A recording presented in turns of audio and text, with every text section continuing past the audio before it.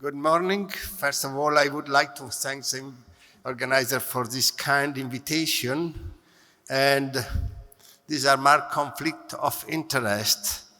And I have to update my CV because now I'm working also in Denmark, in Aarhus. And we will deal with first with technical details and standardization. In sake of time, I will not discuss about the physics principles that can explain cryobiopsy, but only how we do it. We perform a cryobiopsy with intubation of the patient with rigid tracheoscope, usually the 14 stars. We sedate the patient with propofol and remifentanil. They maintain spontaneous breathing, and we use always arc and the Fogarty balloon, and we can use different cryoprobes now in the market. There is a new one, 1.7 disposable, and the largest one is 2.4. Again, it is disposable. It can be disposable, and then 1.9, and we freeze for different seconds, 6 with the largest one, 9 with the smallest, and 8 with 1.9. And to obtain 4 samples, it takes 20 minutes. Interestingly, with the rigid tube, you can perform biopsy in different lobes with using 2 Fogarty balloons. This is a machine, and the best place to obtain biopsy is beneath the pleura. When we started, we decided that our competitor is surgical lung biopsy, non-regular forceps biopsy. So we want to explore and to assess what is happening in the periphery of the secondary pulmonary lobule. It means that you need to stay quite peripheral, with an increased risk of pneumothorax, but definitely a decreased risk of bleeding, because in the periphery you don't have big vessels or you don't have bronchial arteries that can be teared by the cryoprobe. These are the samples you can obtain between 5 to more than 1 centimeter of a larger axis, with pleura covering part of the sample, no crash artifact. This is a very central sample with a bronchial artery teared, and it can explain why you can have bleeding, major bleeding, when you perform cryobiopsy, and we stay in very central, not just close to the pleura. Selection of the patient is another important point. There is document and the guidelines now on this issue. We consider no upper age limit, and we have some data on that advise us to be prudent when you have pulmonary function impairment, of course when thrombocytopenia and coagulopathy. And PAPs, we started with PAPs less than 40 millimeters of mercury assessed by echo, but now a value of less than 50 is accepted, but no absolute contraindication either for pulmonary function impairment or pulmonary hypertension. CT scan is an important element. You need to assess or to select the more affected area to avoid emphysematous areas, and to be careful when you have cylindric or varicose bronchiectasis, because in this case, bronchial bleeding can be more frequent, and no biopsy when the typical UIP pattern is present. These are the documents you can go through. The white paper in respiration, a very good document from India, and the best clinical practice in respiration. But you see, now we have the ICCP guidelines with 3 very easy to follow recommendation. In this context, you see that there are some recommendations regarding strategy to obtain biopsy in at least 2 different parts of the lung, the use of C-arc and Fogarty balloon is considered mandatory. And there is also a textbook, if you want, just published recently by Springer.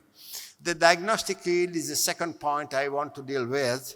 And we know that this is our paper published in BMC, Pulmonary Medicine, including 700 cases. And just some important information in the background, the freezing time was always or almost always observed. And you see here the smallest mean axis is around 5 millimeters, and the biggest is around 6 millimeters. And we had pleura, visceral pleura, in 1/4 of the cases, so it means that we stay very peripheral. The diagnostic yield, if you consider only histopathology pattern or the clinical diagnosis, the terms are different. In the histological pattern, you can use the term UIP. In the clinical discussion, you can use, or you have to use the term IPF. The diagnostic yield is around 90%.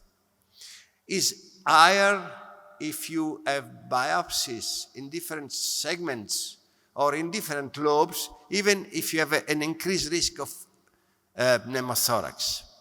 And no differences between 1.9 and 2.4. So this led us to consider to suggest 1.9 instead of 2.4, because the diagnostic yield is identical, but with 1.9 you have a decreased risk of pneumothorax. The pathological corner, another important element, we had this data in the paper under revision. We assessed almost 300 cases and were assessed by 3 different pathologists. And if you see, the inter-observer variability is very similar to that observed in surgical lung biopsy samples, even if you have a diagnosis of UIP or not UIP. So it means that pathologists are quite confident in analysis of these small samples compared to surgical lung biopsy samples. Again, I suggest to stay at the periphery because we want to assess what is happening in the peripheral structures of the secondary pulmonary lobule, so to include visceral pleura or interlobular septa in your sample. Some examples, and another important element, the pathologist suggests that 5 millimeter of largest axis is considered a good starting point to assess and to be confident on the diagnosis, on the histopathological recognition of pattern in these samples. This is a case of an NSIP, no patchy fibrosis, a homogeneous alteration along the sample with the thickening of the interalveolar septa and some inflammation. This is a case of pleuroparenchymal fibrolastosis. Fibrolastotic tissue from the periphery, from the pulmonary, enter into the lung parenchyma. And this is a typical case of UIP. The lesion you find here are the same you can find in surgical lung biopsy. A larger sample cannot add any further information. Here you see patchy fibrosis, fibroblastic foci, and non-accumbing changes. And here 2 examples of tumors, enteric type adenocarcinoma and mold lymphoma with a monotypic expression of kappa light chains. With these samples you can have easily immunohistochemistry, also molecular analysis, and now we have data on the possibility to assess or to study RNA and DNA. Important issue. We have 3 important issues we need to answer: diagnostic confidence, prognostic validation, and diagnostic accuracy. The diagnostic confidence is a subjective entity so far. Probably in the near future, artificial intelligence will give us more objective information, but is what the physicians consider the pretest probability present with the information already provided.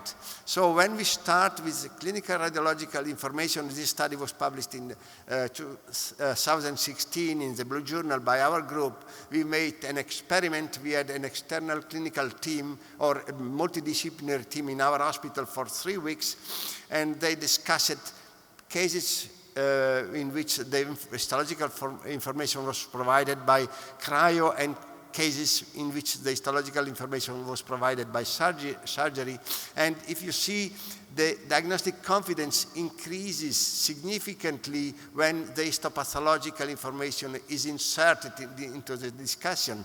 But there are no differences regardless the bioptic procedure. So it means that cryobiopsy had the same role compared to surgical lung biopsy. We made the same experiment in a multidisciplinary context. And in this case, you see, and we accepted the Ryerson criteria dividing the pretest probability in less than 50, between 50 and 70, more than 70 and more than 90. And if you see, the clinical radiological confidence was high only in 12% of the cases when clinical radiological information are inserted into the discussion. It increased to 24% when BAL information is inserted, but it reached more than 54% of probability of high probability when you insert cryobiopsy information. Interestingly, some cases that had a very high confident diagnosis based on clinical radiological information became another diagnosis after cryobiopsy. And we know that surgical lung biopsy or histopathological pattern assessed or identified by surgical lung biopsy can have a prognostic impact. There are very old papers by the Mayo Clinic groups and a recent paper by the Brompton Hospital. But we made the same experiment, including only cryobiopsy samples, and we collected more than 300 cases. We sent all the cases to the 3 different pathologists. They make an analysis of the samples, and if you consider histopathology provided by cryobiopsy, we have a clear differentiation between non-UAP and UAP cases considering prognosis. So if you have UAP pattern in cryobiopsy, the prognosis is quite worse as expected, but also it happens if you have a clinical diagnosis based on histopathological pattern provided by cryo, and also there are differences in subgroups. Chronic hypersensitivity is in between IPF and non-IPF cases. So cryobiopsy gives us good information and a significant prognostic impact. So it can mean that the diagnosis of UIP is correct. We have diagnostic accuracy. This is a big problem because the accuracy, the reference standard is an easy concept when you have a lab test, but it became very difficult when you have a clinical reasoning in the background, and the accuracy can be defined in different terms. But anyway, the question was, histology present in cryobiopsy is the same when you made the samples obtained by surgical lung biopsy in the same subject. I remember this study because I was in contact with the Australian group, but I refused to be part of the study for ethical reason. For me, it was not ethical to have a cryobiopsy and surgical lung biopsy in the same subject. But they made a very good study.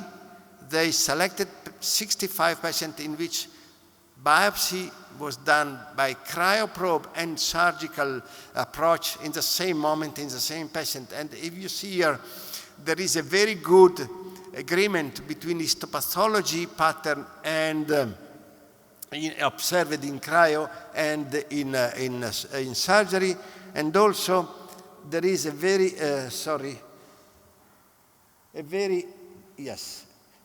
good agreement in different patterns, not only UIP, but more interestingly, if the diagnosis, histopathological diagnosis is made with high confidence, the overlap between the two methods is almost 100%. So if you have this diagnosis with high confidence made by pathologists, the surgery doesn't increase the information. And again, if you don't have very specific or very high confident diagnosis in cryo, the surgical lung biopsy doesn't help so much. There is another paper published a few months earlier by another group.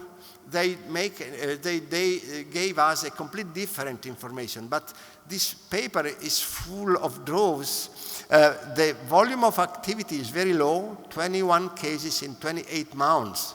In our center, we have 21 cases in 3 weeks. And also there are other problems.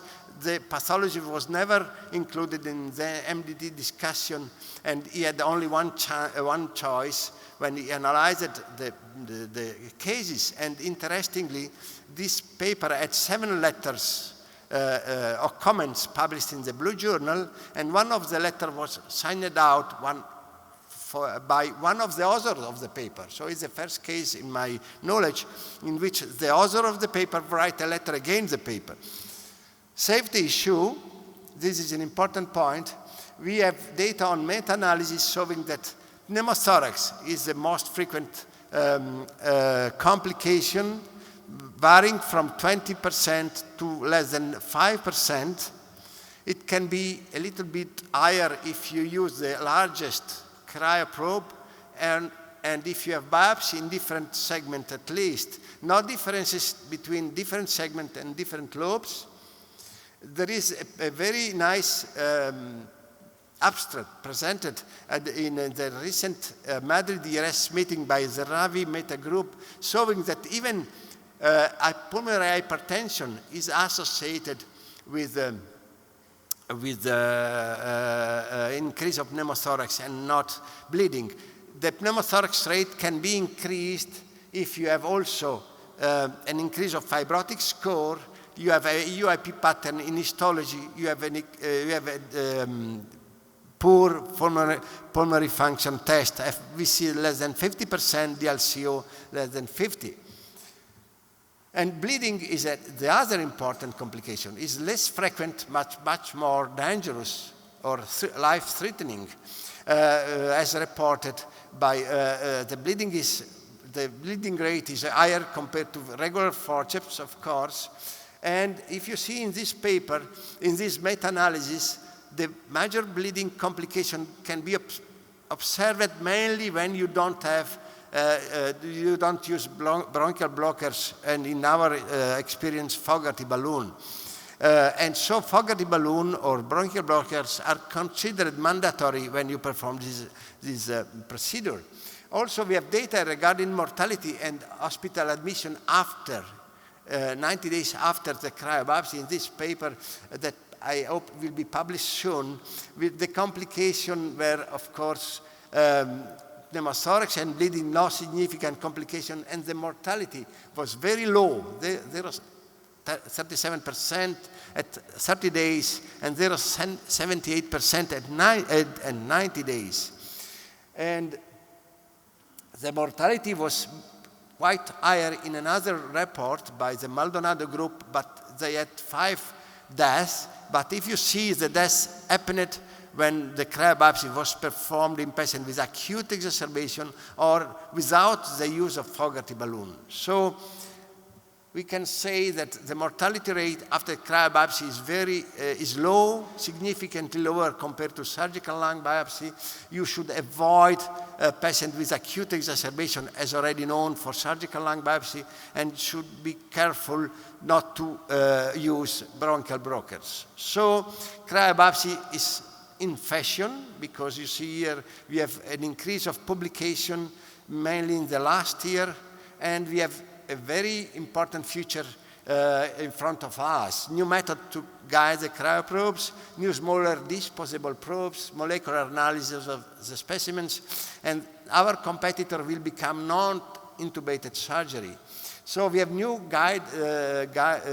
tools that can guide us, EBUS, radial EBUS, confocal laser endomicroscopy, OCT, and also C fluoroscopy and CT, cone beam CT. And we have some paper on that, and we have experience, for example, on CLE and radial EBUS. But of course, in the clinical practice, so far, fluoroscopy is mandatory. And also we have new cryoprobes. This is a 1.7. We are starting now a prospective study on that. But we have already data on animals that this smaller cryoprobe can retrieve good material. And also, we probably will have in the near future more sophisticated tools to analyze these samples, and that these tools could be helpful to give us specific information. And the competitor is not intubated VATS. We have only this large series, but interestingly, VATS was uniportal in 55 cases, multiportal in 33 cases, and converted to mini thoracotomy in 24 cases. It means 20% of the cases. All the patients, of course, went out with a chest tube, and we don't have data on the pain after this. And interestingly, the biopsy was made only one sample in 66 cases. So the concept that to have biopsy in different part of the lung is overcome or is missed by this approach. And we have not clear data on the survival. So this is the good. TBLC is used in large number of tertiary referral centers for ILD. Documents for standardization are now available, and I am now the chief of the Assembly 12 of ERS, and there is a guidelines on cryo and surgery project going on. We have good data on diagnostic yield, impact on MDD, confidence, safety profile, prognostic prediction, and accuracy, new modality to target the site, a new sophisticated method to analyze the tissue. The bad, no good selection of patients, no experience in ILD. We need good, the cryobiopsy need to be in the context of a good team on ILD, no adherence to technical standards, freezing time too low or too short, no use of fluoroscopic guidance. The ugly is the bleeding and the acute exacerbation. So we need training to introduce the method in the center. We need high volume of activity, and of course we need to control very well the possible major bleeding, and to avoid patients that have already acute exacerbation, as already suggested, even for BAL. So I conclude presenting you the place in which sometimes I live is Ravenna, famous mainly for mosaics. Thank you very much for your attention.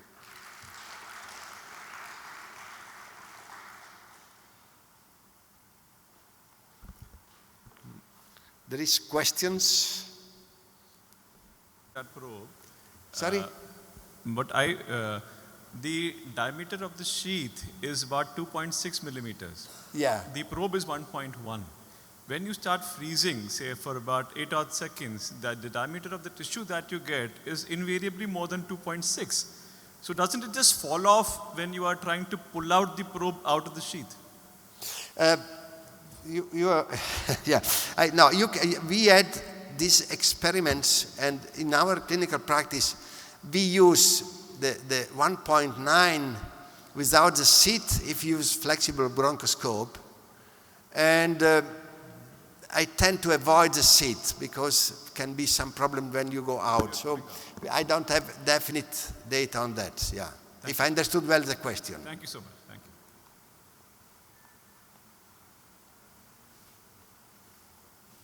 you. Okay, thank you very much.